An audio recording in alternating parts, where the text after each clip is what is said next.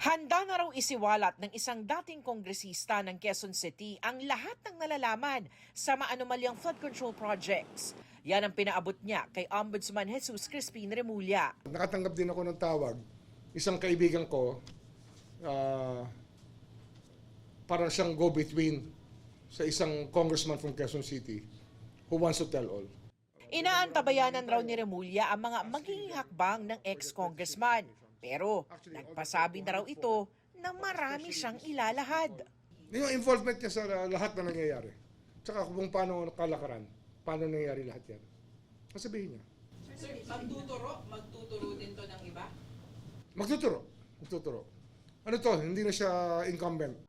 Sa ulat ng Quezon City LGU, 331 ang mga flood control projects sa lungsod ng DPWH mula 2022 hanggang 2025. Pero 2 lang daw sa mga ito ang inaprobahan ng lokal na pamahalaan.